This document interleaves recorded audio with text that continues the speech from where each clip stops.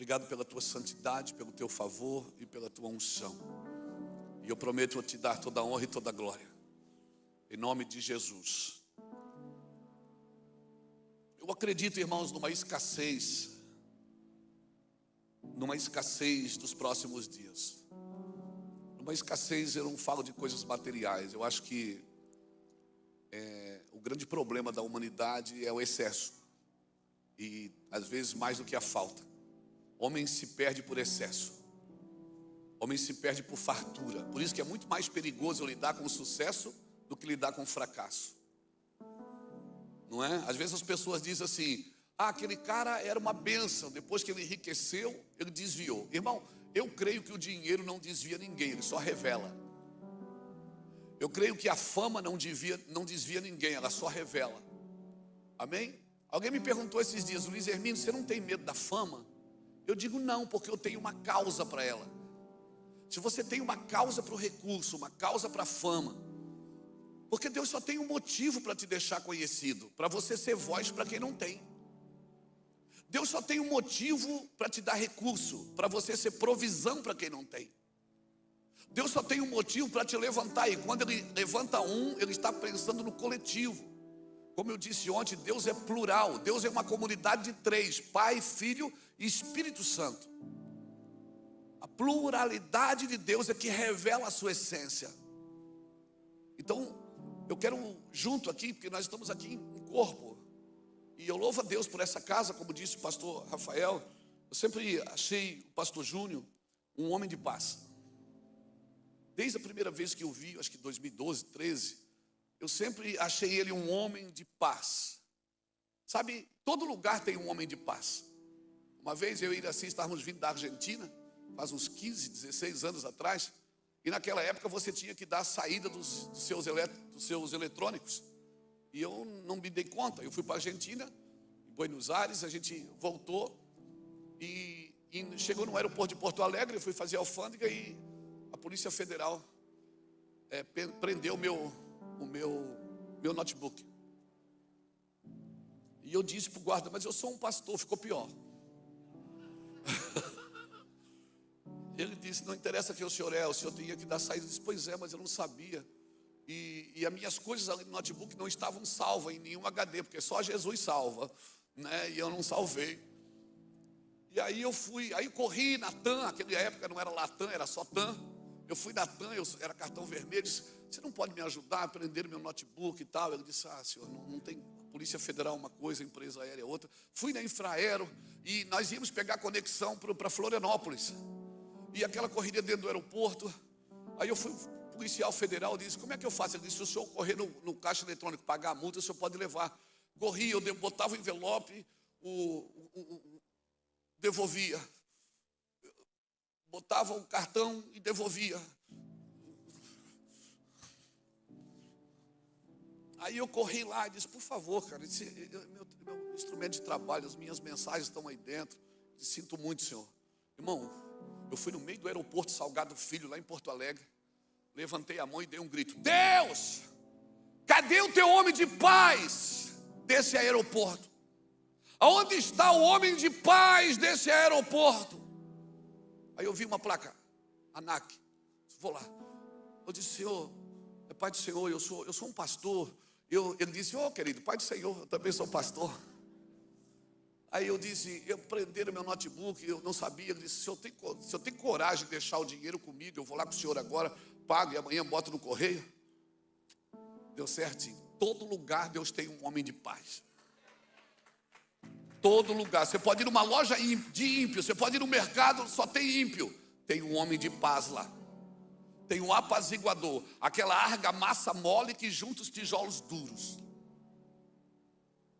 Porque se você quer unidade, você vai ter que ser uma argamassa mole.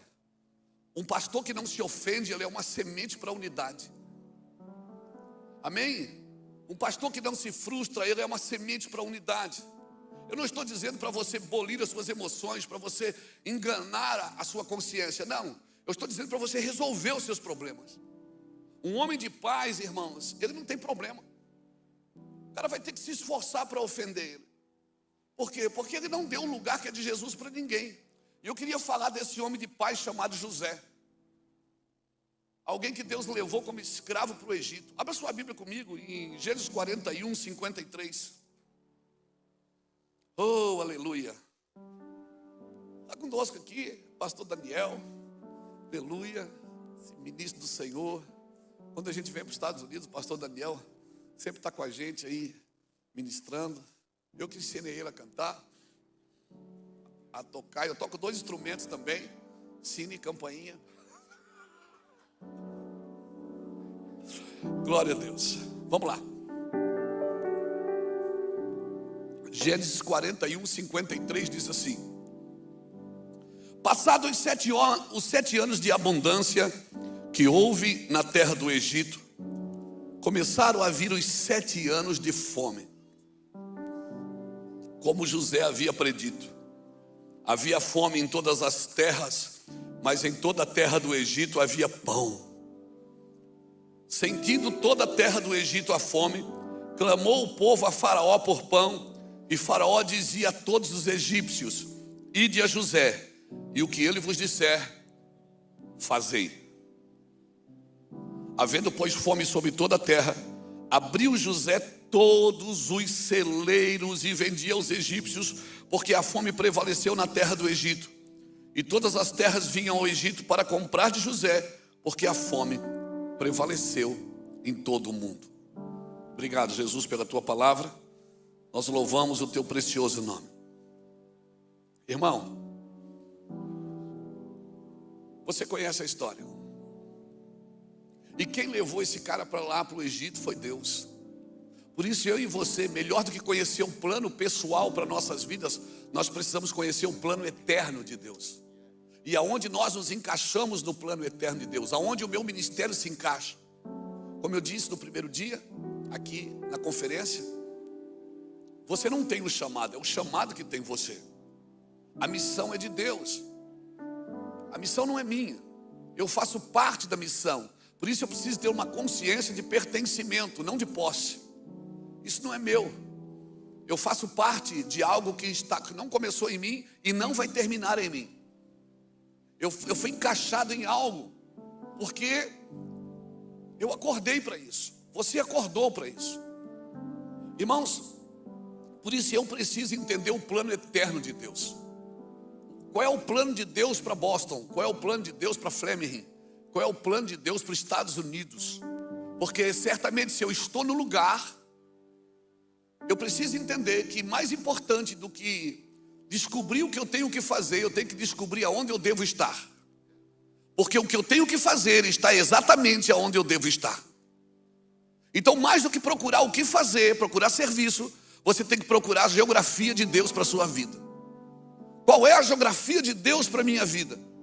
Por quê? Porque o que eu tenho que fazer, eu vou fazer aonde Deus me colocar.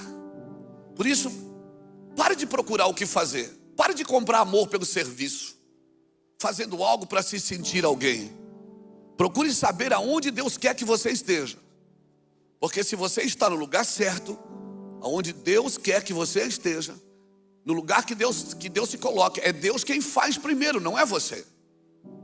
Quando Adão acordou de manhã, qual foi a sua primeira atitude? Foi plantar ou foi colher? Foi colher, porque quem plantou o jardim foi Deus. Adão colhia e replantava. Ele comia a semente, comia o fruto e replantava a semente. Porque Deus plantou o jardim e colocou o homem no jardim para lavrar a terra, para cultivar. O que é cultivar? É cultivo, é culto. Adão fazia o que? Ele colhia, comia e replantava. Quando ele peca, Deus diz: agora vai lavrar a terra da qual foste tirado. Só que ele já lavrava a terra. Só que ele lavrava a terra no ambiente de Deus. No ambiente de Deus, é Deus quem faz primeiro. Quando Deus leva o povo para o Egito, ou melhor, tira o povo do Egito e leva para o deserto, qual é a primeira coisa que Deus mudou? Foi o cardápio. Lá no Egito, o povo amassava barro para comer. Agora Deus disse: no meu ambiente, vocês vão comer primeiro, antes de começar a trabalhar, antes de começar a caminhar. Porque no ambiente de Deus, quem faz primeiro é Deus, não é você. Então, para tentar de agradar a Deus, atrair a Deus pelo serviço, Deus não te chamou para trabalhar para Ele, Deus te chamou para estar com Ele. E o trabalho é o extrato de um relacionamento sadio. Porque se eu tenho relacionamento com Deus, eu tenho que dar para a igreja, eu tenho que dar para as pessoas. Então Adão, quando ele sai da terra, Deus disse: agora vai lavrar a terra da qual foste tirado. Mas ele já fazia isso no jardim. Mas a questão é que no jardim ele colhia para replantar. Agora Deus está dizendo: agora você vai ter que plantar para colher. Você acabou de fazer oferta, amém? Por que você fez oferta? Porque você tinha para dar. Você meteu a mão no bolso, pegou o seu telefone e você tinha para dar. Ninguém pode dar o que não tem. Então, se você tinha para dar, quem deu para quem primeiro? Então eu não estou dando para Deus me dar, eu estou dando porque Deus me deu. Talvez essa mentalidade de dar para receber de volta é uma mentalidade caída. Porque no ambiente de Deus é Deus quem faz primeiro. Você dá porque Deus te deu. Aleluia. E eu espero que você só pregue aonde você já foi pregado. Eu espero que você faça, porque Deus, irmãos, Ele vai nos usar. Sim, essa é a vontade de Deus. Mas eu só deveria pregar onde eu já fui pregado. Porque antes de Deus fazer através de mim, Deus quer fazer em mim. Eu sou a fonte dessa passagem. Eu estava aí em São Paulo, no Rio Tietê, lá na Marginal Tietê. Estava com um pastor, ele estava dirigindo, nós estávamos conversando. E alguém no carro falou assim: pastor Luiz, o senhor já viu que esse rio aqui é podre? Eu digo: não, esse rio não é podre, alguém apodreceu ele. Ele disse: como assim? Eu disse: se você for lá na fonte, onde nasce o rio, lá você pode beber água com a mão. O problema é que na corrente do rio, pessoas foram entulhando coisas. Então eu te digo, não desanime da igreja. Não desanime, não solte a igreja. Ah, mas a igreja, irmão, muitas pessoas colocaram muitas coisas na igreja que não faz sentido.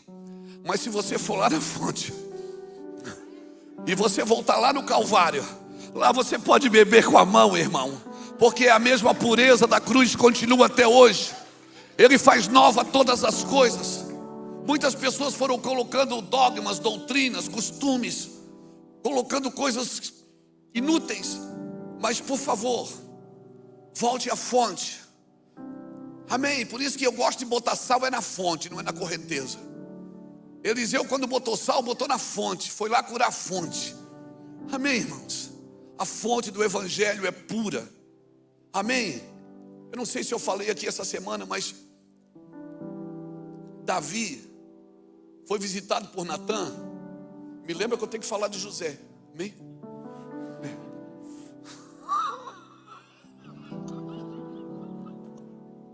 Eu vou indo. O Zé está aqui, o Zé.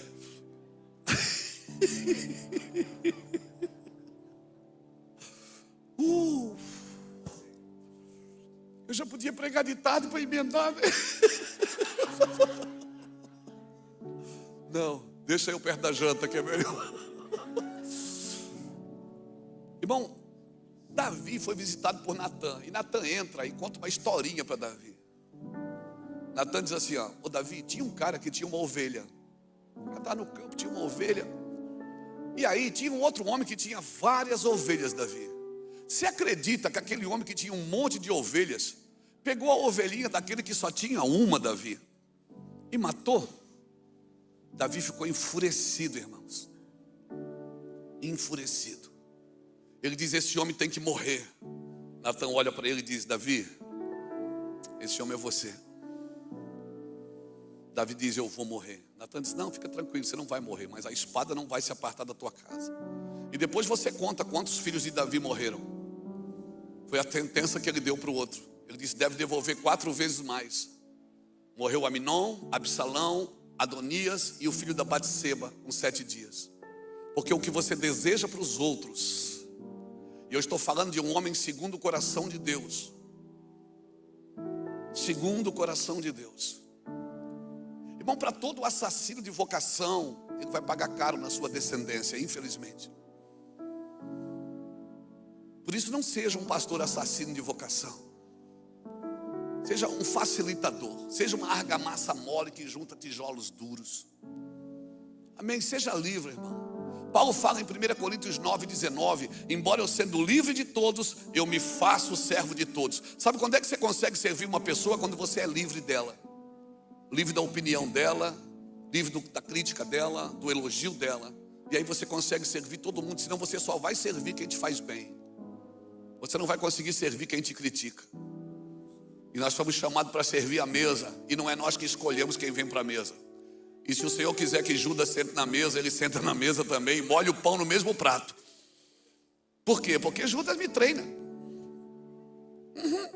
Entende Jesus que chamou Judas de amigo e Pedro de demônio? O cara que queria morrer no lugar dele, ele disse: você está endemoniado. E o cara que entregou ele para morrer, ele disse: amigo, faz o que você tem que fazer. Eu não entendo esse amor. Você consegue compreender isso? Porque meu amigo não é aquele que me faz bem ou mal. Meu amigo é aquele que me ajuda a ir para a cruz. E se está me ajudando a ir para a cruz, e eu estou ficando mais parecido com Jesus, fica frio, irmão. Fica sol. Davi fica enfurecido e diz: esse cara tem que morrer. Por que você acha que Natã usou a figura de ovelha, de pastor, de campo? Por quê? Porque Davi era um pastor. Agora Davi é rei de Israel. A cabeça de rei, mas ele perdeu o coração de pastor. Irmão, seu ministério pode enriquecer, pode prosperar. Você pode ficar o cara mais famoso da terra, não tem problema nenhum as pessoas te celebrarem e te admirarem pelo aquilo que você faz. Mas nunca perca o coração do pasto. Nunca perca. Natã foi lá dizer para Davi: eu quero que você volte lá para o pasto e você pense como um pastor. Porque Davi tinha cabeça de rei, mas perdeu o coração de pastor. Quando ele tinha o coração de pastor, ele metia a mão na boca do leão para tirar a ovelha. Agora que ele perdeu o coração de pastor, ele empurra Urias para morrer primeiro. E se eu e você perdermos o coração de pastor no ministério, nós estamos perdidos. Você acha que o diabo quer que você faça a vontade dele? Não, irmãos, o diabo quer que você faça a sua vontade. O diabo quer que você continue transformando pedras em pães. O diabo quer que você faça o que você acha que deve ser feito, quando Deus disse não. Mas isso vai mudar, irmãos, em nome do Senhor Jesus. Eu quero declarar em nome do Senhor Jesus que nós vamos ser pastores de íntimos do Senhor. Pastores que vamos gastar tempo no secreto. Amém? Agora não trate o lugar secreto como um lugar de fuga. O lugar secreto não é um lugar de fuga, irmãos. Jonas, no porão do navio, ele estava no lugar secreto, mas era um lugar de fuga. No ventre do peixe, sim, ele estava no lugar secreto. Porque o lugar secreto quem te leva para lá é Deus. É Deus quem te leva para lá. Aleluia. Então, quando nós entendermos isso, nós vamos permitir que o Senhor nos conduza debaixo da sua glória como líderes e pastores, como homens e mulheres de Deus. Jacó um dia dormiu no travesseiro de pedra e ele teve um sonho. Ele viu anjos que subiam e desciam por uma escada. E quando ele acorda, ele dá um nome para aquele lugar. Ele diz assim: esse não é outro lugar a não ser Betel, a casa de Deus. Só que Betel hoje é você. Você é a casa de Deus, onde os céus e terra se encontram. Céus e terra estão aí dentro de você, meu irmão. Porque você tem pó e tem glória. Você foi feito do pó da terra, mas Deus soprou em você a sua glória. E quando você acorda de manhã, você decide quem governa, se é o céu ou se é a terra. E sabe quem vai governar? Quem tiver melhor alimentado. Quem tiver melhor alimentado é que vai governar a sua vida. Cuidado, porque se você quiser ser pó da terra, Deus deu ao diabo a autoridade para se alimentar do pó da terra. Mas a Bíblia diz que os que são nascidos de Deus, o maligno não lhe toca. Aleluia. Eu quero deixar essa palavra para você pensar nisso. Nós precisamos de homens como José, porque não é o ambiente que te faz. Mas José era um escravo, doutora. José era um escravo, e não é o ambiente que forma você. Eu estou ali, mas ali é muito difícil. Meu irmão, eu andei na terra, e eu ando na terra até hoje, e não tem lugares difíceis. Existem lugares que ainda não foram profetizados. Existem lugares que a glória de Deus ainda não se manifestou. Não é o lugar que te forma. Adão caiu no paraíso e Jesus venceu no deserto. Porque não é o lugar que te forma, quem te forma são os céus. E se Deus te colocar num lugar difícil, é porque aquele lugar precisa de transformação. Aleluia. Se Deus te colocar em lugares difíceis, para de reclamar. Comece a declarar e a profetizar. Aleluia. Comece a declarar. Deus fala para Abraão: vai para uma terra que mana leite e mana mel. Chega lá, tem fome. Abraão diz: não pode ser aqui, aqui tem fome. Mas Abraão precisava saber que o leite e mel que Deus havia falado não estava na terra, estava na boca dele. Cântico dos Cânticos, capítulo 4, versículo 11. Noiva minha, pomba minha, debaixo da tua língua tem leite e tem mel. O mel e o leite que a terra vai brotar está na boca da igreja. Amém? Então comece a profetizar nos lugares que você está. Deus disse: haja luz, e houve luz no primeiro dia. E o sol ele só fez no quarto dia, e já havia luz no primeiro. Eu te pergunto: quem ilumina o dia é o sol ou é a palavra de Deus? Quem ilumina é a palavra de Deus. Porque o sol só nasceu no quarto dia, e já havia já havia luz no primeiro. Jesus não disse: eu sou o sol da terra. Ele disse: eu sou a luz do mundo. Ele é o sol da justiça, mas ele é a luz do mundo.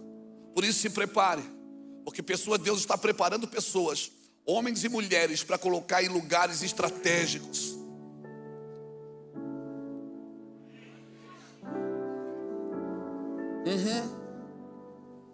Deus está preparando homens e mulheres para colocar em lugares estratégicos. Apenas seja íntegro. A integridade silencia a crítica. A integridade silencia os espertos. Não há lugar para expertise no púlpito, só há lugar para revelações. Amém? Amém? Mas é difícil, pastor, irmão, sabe o que eu tenho aprendido? Que é muito difícil você humilhar um coração humilde. Sabe o que é que se ofende? É o seu coração orgulhoso, não a sua humildade. A sua humildade não se ofende. Pastor, mas eu fui ofendido. Já deu o outro lado?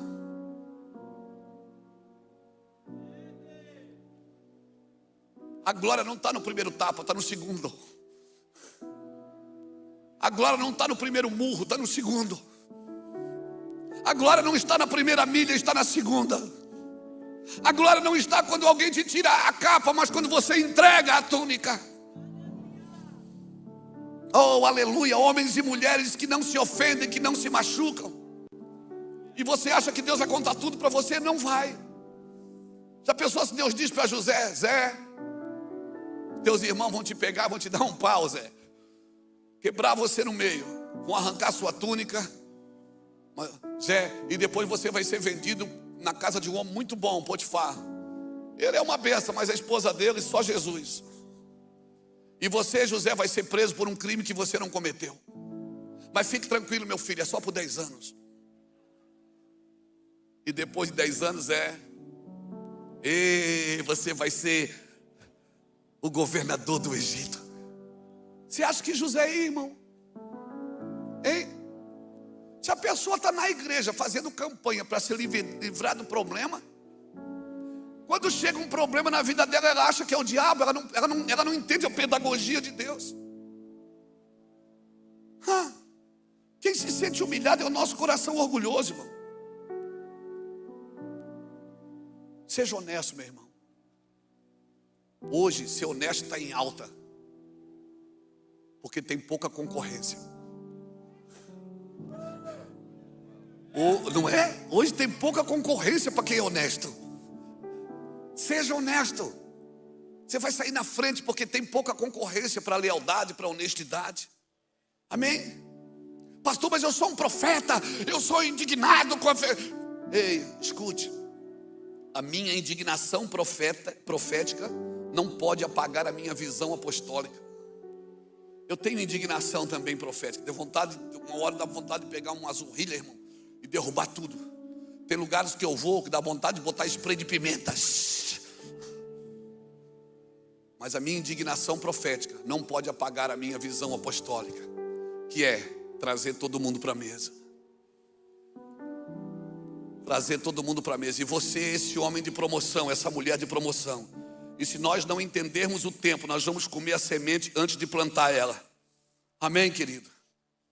Eu falei que eu tinha falado de José. Deixa eu falar de José aqui. Não sei porque que José desapareceu da minha Bíblia.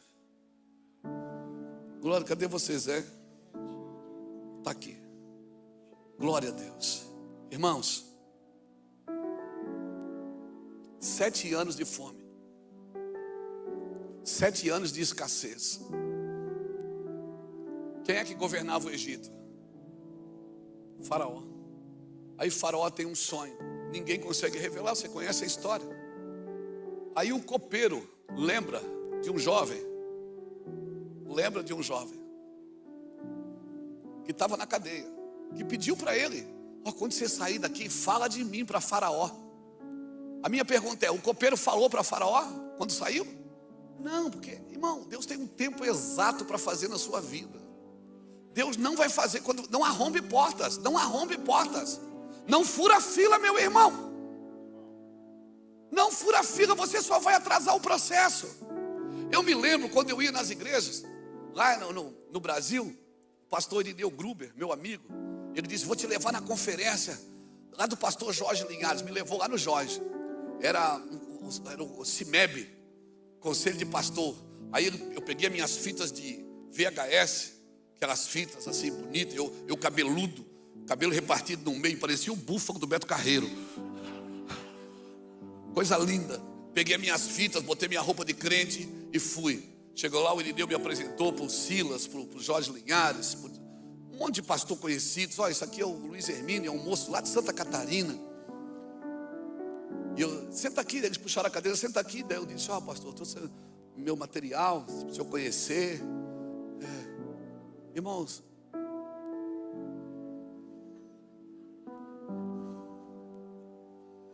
todo mundo deu tchau, foram embora, deixaram as minhas fitinhas lá. Eu disfarcei, fui lá, peguei de volta, botei na bolsa, custa dinheiro, e vim para casa triste, pensando: cara, eu não tenho chamado. As pessoas só vão te ver quando Deus quiser que elas te veem. Hoje o Jorge é meu amigo. A Getsemane publica os nossos materiais. Pastor Silas Malafaia é meu camarada, meu amigo, me chama para ministrar lá direto. Aí, meu chapa! Por quê? Porque no tempo de Deus você não pesca. É o peixe que pula de dentro da rede. Diga para alguém que está do seu lado: não arrombe portas que não foram abertas. Diga: Deus faz tudo perfeito ao seu tempo. José pediu uma força para o copeiro e o copeiro disse: não. O copeiro não falou de José. José ficou lá mais uns anos. Mas um dia, no tempo de Deus, aquele copeiro disse: lá na cadeia tem um rapaz, pensa no menino bom. Ele lá do São Luís do Maranhão. Pensa no menino bom. Ele lá do São Luís do Maranhão. E aí mandaram chamar José. Fizeram a barba dele, arrumaram ele bonitinho para apresentar a Faraó. E José começa a dar o diagnóstico. Diz assim: o sonho do rei é esse. As 7 vacas gordas, né, foram engolidas pelas 7 vacas magras. E assim vai ser as espigas. Faraó põe a mão na cabeça e diz: e aí, menino, como é que eu faço? José disse: é fácil.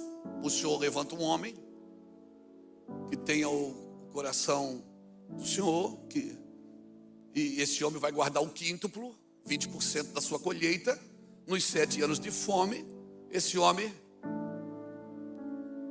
vai ajudar o senhor a resolver o problema. O faraó olha para o lado, não tem ninguém. E aí ele bota José. Porque eu vou te falar, irmão, qualquer faraó pode governar no tempo de fartura, mas no tempo de escassez, só quem revela são homens de revelação. Só quem governa são homens de revelação. No tempo de fartura, no tempo que a igreja está bombando, no tempo que o ministério está bombando, qualquer um que sobe, joga água, a gente pensa que é gasolina. Mas no tempo de escassez, só quem governa são homens e mulheres de revelação. Por isso se prepare, Deus está preparando você, está afiando a sua espada, está afiando as suas ferramentas. Porque Amós profetizou no capítulo 8, versículo 11, que haveria uma fome sobre a terra, e não seria fome de pão e nem de água, mas de ouvir a palavra de Deus. Andariam errantes de mar em mar, procurando a palavra e não achariam. Eu quero declarar sobre a sua vida, que Deus vai encher os seus celeiros para você ter o que dar aos outros. Eu quero declarar que você vai olhar para as escrituras e as letras vão saltar no seu espírito. Eu quero declarar que você não vai precisar inventar moda, dizer que está vendo quando não está vendo, dizer que viu quando não viu, prometer coisas que Deus não quer dar. Não, você não vai precisar, sabe por quê? Porque a revelação vai saltar no seu espírito, e você vai alimentar uma geração faminta.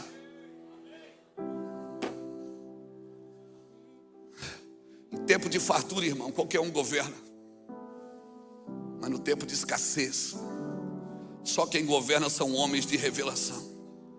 Só quem governa são homens de revelação. Cutuca alguém que está do seu lado e diz: só quem governa são homens de revelação. Nós estamos trabalhando pelos próximos dias. Essa palavra de Amós capítulo 8, versículo 11, porque virá fome sobre a terra, é fome de evangelho, irmãos. Gente, fala a verdade, não precisa apontar o dedo para ninguém. Até porque, se você quer denunciar um prédio torto, para de apontar para ele, só constrói um reto do lado. Você quer denunciar um prédio que está torto, constrói um reto do lado. O prédio reto denuncia o que está errado. Para de apontar o dedo, você não precisa. Mas fala a verdade para mim e para você. Você como um pregador, um homem, uma mulher de Deus. Irmão, está difícil, não dá para ouvir todo mundo hoje. Dá para ouvir ou não dá? Não dá, irmão. Tem gente que fala só na sua necessidade, mas não fala no seu espírito. E quer saber de uma coisa? Não se escandalize comigo, mas Deus não investe em necessidade. Necessidade Deus supre. Deus investe em propósito, quem anda na sua medida. Deus não investe em necessidade. Necessidade Deus supre. E sempre que você estiver em necessidade, você vai conhecer o favor de Deus. Mas você pode viver a vida inteira em necessidade e nunca entrar naquilo que Deus tem para você. E o versículo 12 de Amós 8 diz: andarão errantes de mar em mar. A versão da mensagem aqui nesse texto diz assim: darão ouvidos a qualquer um. Sabe quem é que anda errante? É quem dá ouvido para qualquer um. Andarão errantes de mar em mar é que dá ouvido para qualquer um. Sabe, apareceu alguém que tem uma palavra melhor, apareceu alguém que falou mais bonito, apareceu alguém que falou uma coisa interessante. Esses dias alguém me ligou e disse assim: pastor Luiz, o senhor é meu pastor da internet. Eu digo: legal. Outro dia essa mesma pessoa me ligou e disse: pastor, eu quero dar o dízimo para o senhor, eu não te conheço. Eu digo: você congrega onde? Não, eu estou congregando aqui, mas quero mandar o dízimo para o senhor. Eu disse: não, querido, eu não quero. Ajude seu pastor aí. Você não congrega aí? Ajude ele. Ajude ele, sirva. Ah, mas eu não concordo. Deixa eu te falar uma coisa. Um dia um cara entrou no meu escritório. Um dia, faz uns 12 anos. Ele entrou e disse: ô pastor Luiz, eu quero sair da igreja. Eu disse: por quê? Ele disse: porque eu não concordo, pastor. Tem um monte de coisa aqui que eu não concordo. Eu disse: leva eu também. Ele disse: como assim? Eu disse: também tem um monte de coisa aqui que eu não concordo, irmão. Ele disse: mas o senhor é o pastor da igreja. Eu disse: para você ver, você tem opção, eu não tenho. Eu tenho que te aturar, você não pode me aturar. É, pastor, mas não faz sentido o que o senhor está falando. Eu disse: você acha que eu concordo com tudo? Você acha que eu concordo com tudo que eu vejo? Então por que o senhor não faz nada? Eu disse: porque água limpa a água. Você põe a mão aqui, você deixa a impressão digital. Você põe a mão aqui, você deixa a impressão digital. Mas na água você não deixa a sua impressão digital. Ou seja, quando o rio de Deus está correndo, ninguém pode fazer nada. Tem coisas que você não vai resolver, você tem que deixar ir resolvendo. Você não vai conseguir resolver o problema de todo mundo. Tem pessoas que já estão no processo de maturação. E imaturidade não é pecado.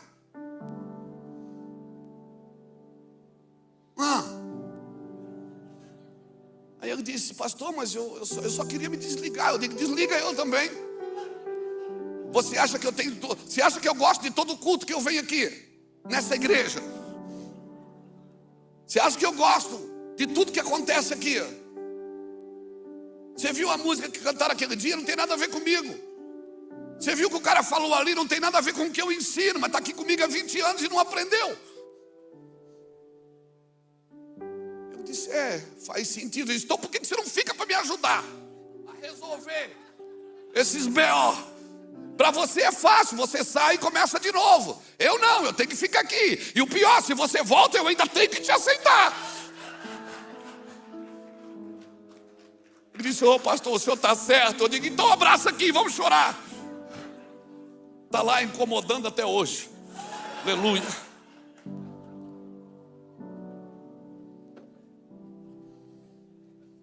Mas quem tiver o celeiro preparado, quem resolveu viver os processos de Deus, querido, quem resolveu viver os processos de Deus vai transbordar a mão direita. Isso não é chavão de pregador, não. Vai transbordar a mão direita e vai transbordar a mão esquerda, eu te garanto. Apenas seja um bom pastor. Seja um bom pastor. Seja alguém querido. Sabe o que eu aprendo aqui? Ontem eu vi uma coisa aqui. Eu falei para o pastor Júnior hoje. 3 pastores relevantes daqui da região, irmãos, conversando, sabe, falando da igreja. Que coisa linda, irmão. Sabe quem eu lembrei na hora? Eu lembrei de Daniel.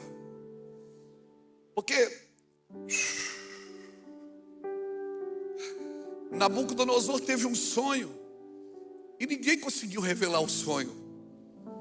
Ninguém. Aí ele mandou matar os magos. Ele mandou matar os adivinhos. Ele mandou matar todos os adivinhos, bruxos, feiticeiros e magos. Um homem de Deus, chamado Daniel, disse assim: diga para o rei, dá um tempo, diz para ele não matar os magos. Capítulo 2 de Daniel, depois você lê. Diga para o rei me dar alguns dias, porque eu, o Deus dos céus, vai revelar o sonho do rei. Sabe o que eu me impressiono? Porque Daniel não mandou matar ninguém. Ele disse: a hora que ele revelou o sonho de Nabucodonosor, irmãos, pensa comigo.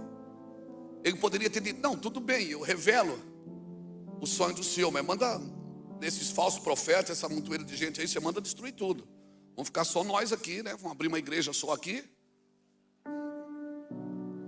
Não, Daniel comprou a briga pelos magos. Daniel, diga para o rei. Dias depois, Daniel vai entrando no palácio. Ele não esperou o rei contar. Ele disse: o sonho do rei é esse. E a revelação é essa. E a Bíblia diz assim no capítulo 2: e por causa disso, Deus, Nabucodonosor, preservou os magos. Preservou os magos. Sabe o que aconteceu? Aqueles magos começaram a se interessar pelo Deus de Daniel. Eles começaram a estudar sobre o Deus de Daniel.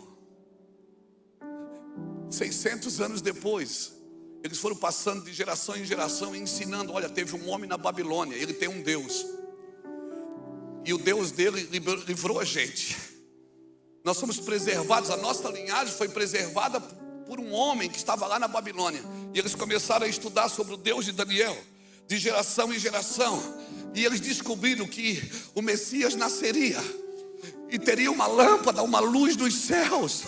E eles foram os 3. Não foram 3, a Bíblia diz que não eram 3. Eram 3 presentes, e por isso que a gente acha que é 3 magos. Mas eu acho que eles foram em comitivas. Chegaram lá e disseram: cadê o Deus dos judeus? Foi para eles que Deus revelou. Os sacerdotes tinham a Torá, os sacerdotes tinham a promessa. Eles não tinham nada. Eles não tinham nada, Rogério.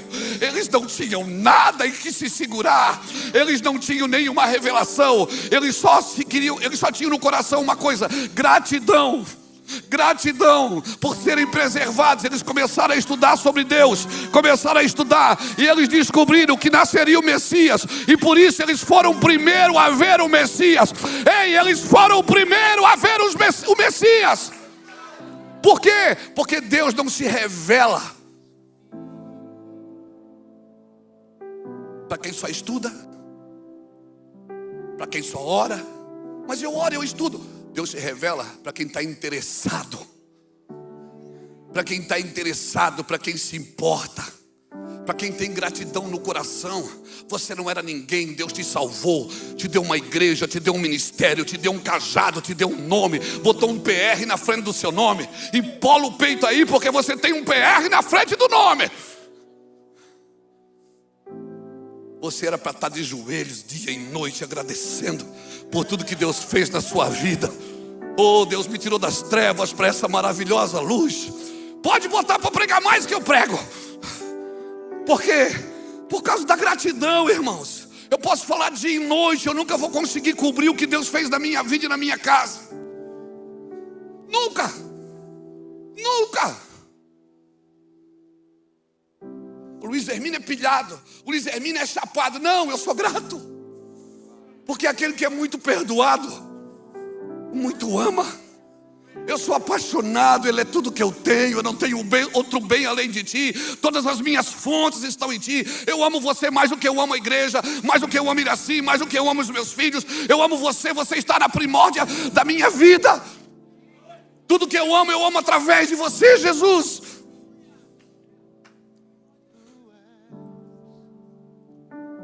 Sabe o que falta hoje, irmãos? Alguém que queira fazer alguma coisa para Deus, que não queira nada em troca. Alguém que esteja disposto a fazer algo para Deus, que não queira nada em troca. Se prepara, que virá uma fome sobre a terra. E se você estiver preparado, com o seu coração apaixonado. Um dia os irmãos de José pararam na frente dele. Júnior. E disseram, agora o José vai matar a gente. Ele disse, não gente, vocês fizeram mal para mim, mas Deus transformou em vitória, em bênção. Eu não tenho rancor de vocês não, pode ficar tranquila. Vocês quase me mataram, seus infelizes. Se eu pudesse, quebrava vocês. Mas eu estou livre. A chave do celeiro não está na mão de Faraó. A chave do celeiro não está na mão do presidente dessa nação. A chave do celeiro não está no Palácio do Planalto, no governo do estado. A chave do celeiro está na mão da igreja. A fome que virá sobre a terra, só a igreja tem a capacidade de alimentá-la. Só a igreja pode servir a mesa. Só a igreja pode servir a mesa. Se prepare. E você não precisa ser o primeiro. Você não precisa ser o primeiro. José não era o primeiro, Daniel não era o primeiro. Quando Deus levar você para dentro do sistema, você não precisa ser o primeiro. Você só precisa estar lá. Você só precisa estar ali como uma resposta. Porque o mundo natural é corrupto, irmãos. O mundo natural só celebra o primeiro. Mas o mundo espiritual, os últimos serão os primeiros. Eu quero declarar, levanta sua mão assim, deixa eu profetizar. Eu quero declarar que Deus vai te entregar chaves de celeiro. Você vai alimentar gerações. Políticos vão comer na sua mesa. Atletas vão comer na sua mesa. Artistas vão comer na sua mesa. Pastores, presidentes de grandes ministérios vão sentar na sua mesa para ouvir o que você tem a dizer. Eu quero declarar isso. Amém, aleluia. Nós estamos aonde estamos para honrar a Deus, não por nosso projeto pessoal em ser o primeiro. Nós estamos aqui para honrar o que Deus nos chamou para fazer. Porque quando toda a terra tinha fome, o povo ia a Faraó. Faraó dizia, não é comigo. Não é comigo. Já começou. Muitas pessoas estão batendo na porta de Faraó. E Faraó diz, não é comigo, eu não posso fazer nada, vai a José. E o José vai ajudar vocês. Havendo fome em toda a terra do Egito, clamou o povo a Faraó por pão. E Faraó disse, vai a José. Vai lá no Zé.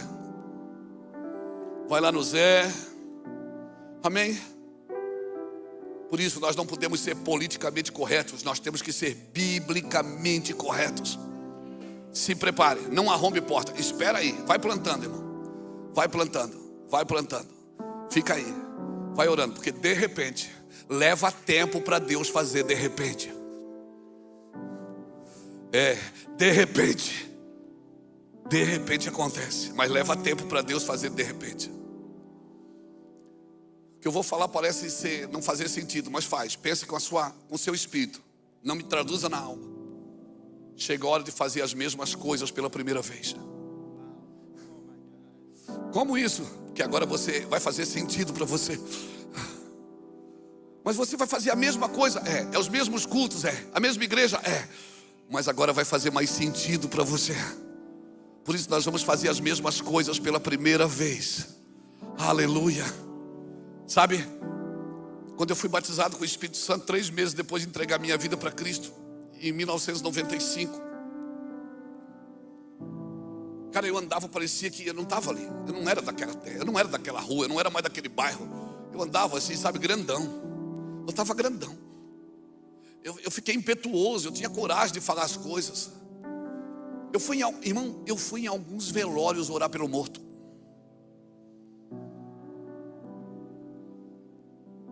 Não deu certo, enterra. Vamos continuar, mas um dia deu. Uma vez deu certo. Então nós acreditamos que o morto ressuscita, não acreditamos?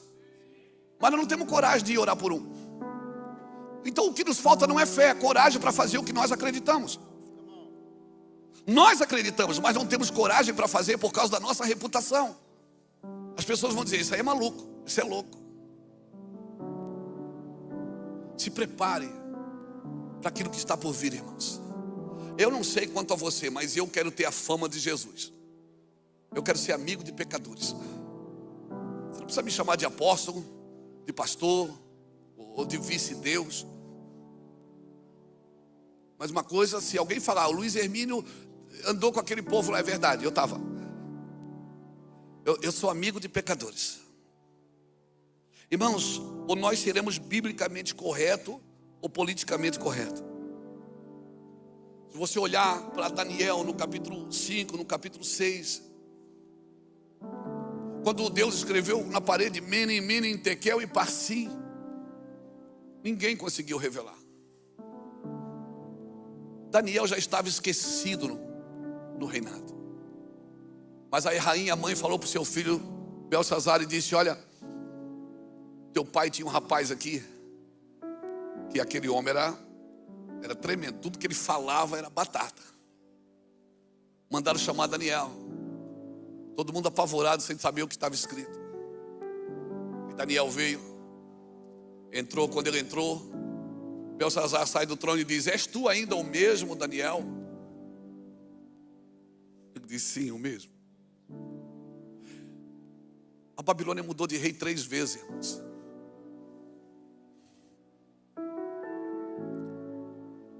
Nabucodonosor, Belsazar, Dario, Ciro, que eu acredito ser o mesmo, ok.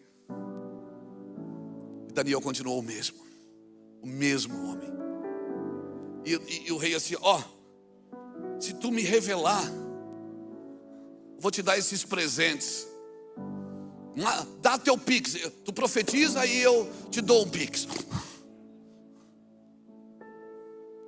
Daniel disse, deixa os teus presentes para os teus.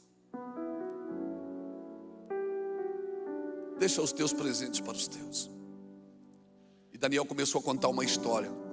Ele disse assim, você está vendo ali? Deixa eu te contar uma história. Teu pai deixava viver quem queria, matava quem queria. Teu pai se exaltou, Deus colocou ele a pastar com os animais. Mas ele se arrependeu. Ele veio aqui e tirou todos os utensílios do templo do Senhor, que estavam na mesa de orgias de vocês. Ele tirou todos os utensílios. E você sabia disso. Você vai perceber uma coisa. A mesma misericórdia que Deus teve de Nabucodonosor não teve de Belsazar. A mesma misericórdia que Deus teve de Davi não teve de Salomão. Por quê? Porque Davi não tinha referência. Então eu sempre digo isso para os meus filhos. Eu digo, eu fui tirado das drogas, Deus me tirou de uma esquina. Você não, você tem um pai leal em casa, fiel, marido de uma só mulher. Você tem um pai que assiste vocês em tudo. Então eu não tive referência. Não pense que a misericórdia de Deus sobre vocês será a mesma que foi para mim. Porque vocês têm uma referência que todos os dias diz não para vocês. Todos os dias aponta o caminho, irmãos. Você está me entendendo, meu irmão? Por isso que uma geração que não tem referência, Às vezes você vê Deus pegando pesado com o crente e liberando facilidades para o ímpio. Você fica confuso. Você diz, por que é assim? Porque aquele cara não tem referência, você já tem. Você já tem, você já está na igreja, você já sabe como faz. Você já aprendeu com o Espírito Santo, o Espírito Santo habita com você. E Deus não pode ser tolerante com gente que aprende e nunca chega ao conhecimento.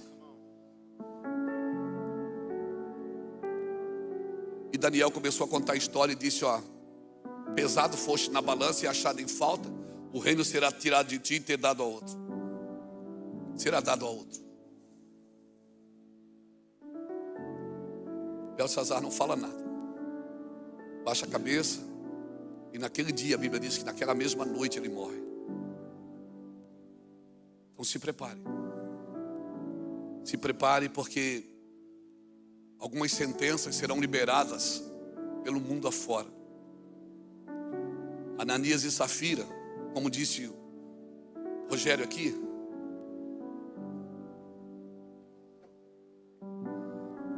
a gente pode reter uma parte até que chegar a glória de Deus. Quando a glória de Deus chega, ninguém consegue reter mais nada. Ananias e Safira, eles tiveram um problema sério. Por quê? Porque antes, o final do capítulo 4, antes do capítulo 5, fala de um homem chamado Barnabé. Barnabé, filho da consolação, a Bíblia diz que ele era um levita de Chipre. Levita tem herança? Não, mas a Bíblia diz que Barnabé tinha uma herança e ele vendeu e colocou aos pés dos apóstolos. O que é que Barnabé fez? Ele era um levita. Ele não poderia ter herança, mas ele tinha. Quando ele viu o movimento da igreja, a glória da igreja, a unção da igreja, ele disse, cara, eu não posso ficar com aquilo que não foi Deus quem me deu. Ele foi lá e se desfez. Sabe o que é que Barnabé fez? Ele elevou o nível de justiça.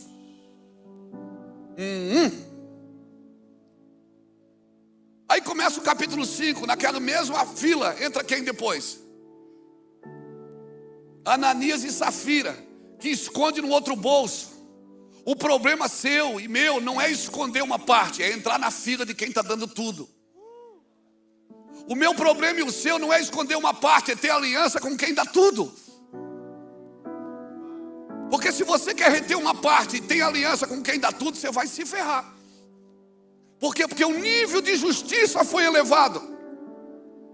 Então, em vez de a gente ficar expulsando demônio para todo lado, vamos elevar o nível de justiça de Deus.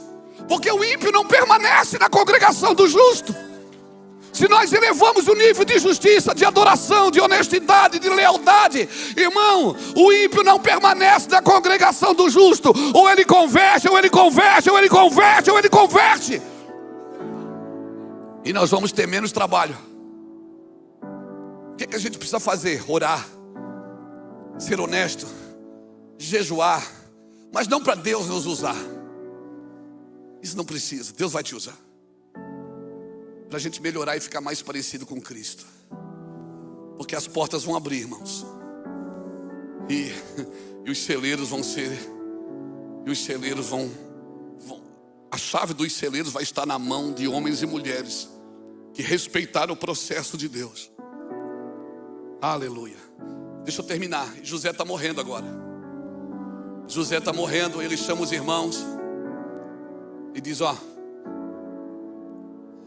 quando eu morrer, vocês não deixem eu aqui. Leva meus ossos junto. Leva meus ossos com vocês. E dito e feito, José morre. E ele é colocado num caixão no Egito. Anos depois, quando Moisés chega lá para tirar o povo do Egito, todo mundo sai com prata e ouro, menos um homem que sai grudado no caixão de José. Um homem que se grudou na profecia. Ele não saiu com prata e ouro do Egito. Ele se grudou num caixão de uma voz que ecoava lá de dentro dizendo, Deus vos visitará. Eu morrerei, mas Deus vos visitará e vos tirará daqui. Quando chegou na hora de fazer o bezerro de ouro, todo mundo participou, menos um homem, que ele não levou nada do Egito. Ele estava grudado na profecia. Aí, deixa eu aqui com a minha mente profética. Deixa eu ver se eu consigo traduzir para você em palavras. Porque o ruim não é receber revelação, é tentar passar.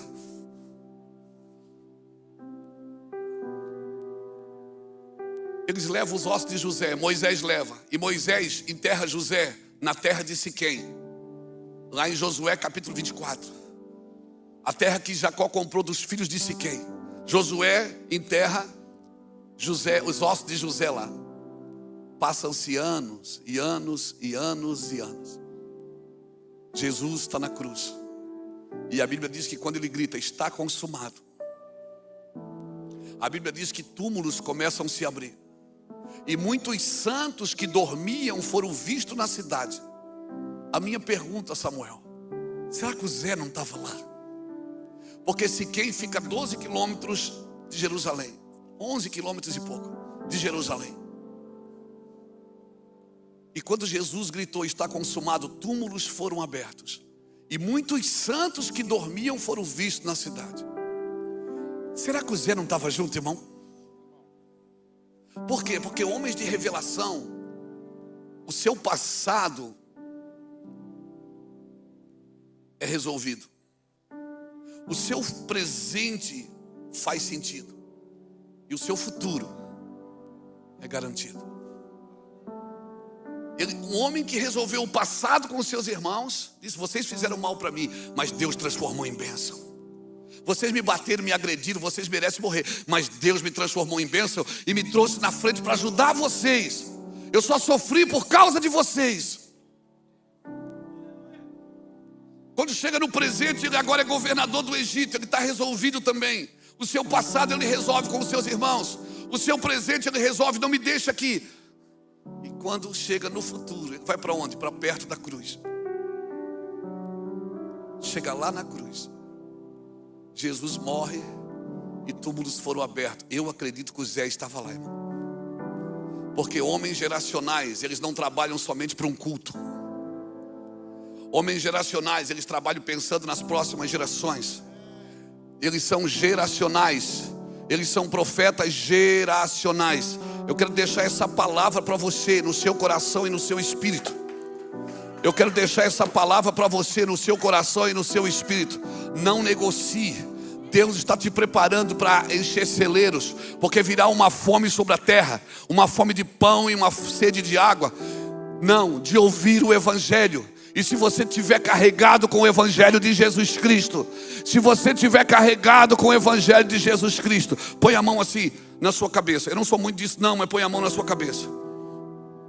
Eu quero declarar em nome de Jesus Cristo que a sua mente vai se expandir, mas você não vai perder o seu coração. Eu quero declarar uma blindagem sobre a sua mente, amém? Contra a ambição, contra Mamon que atua nesta terra, amém? Essa terra precisa de paternidade. Aqui é conhecido como a terra do tio Sam, não é do pai Sam, é do tio Sam, mas você veio para trazer paternidade. Eu quero declarar, Deus vai te usar em paternidade nessa geração. Se preparem, prepare o seu ministério. Não tenham ambições onde Deus não está nelas. Deus vai fazer, pastores, se preparem. A chave do celeiro, ela virá para sua mão e você vai abrir os celeiros e vai alimentar multidões, amém? Fique de pé comigo.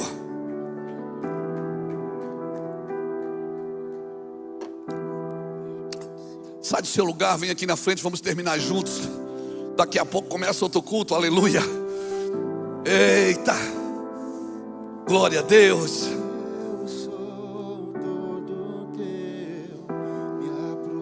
Ei, calamandara labassora labandara. Teu olhar me consumir. Eu sou todo teu, Fogo em teus olhos fez eu me apaixonar. queimou todos os outros amores. Sim. Queimou todos os outros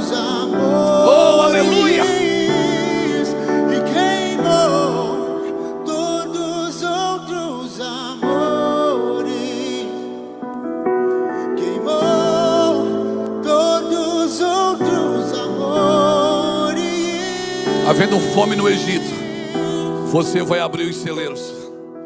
Havendo fome no Egito.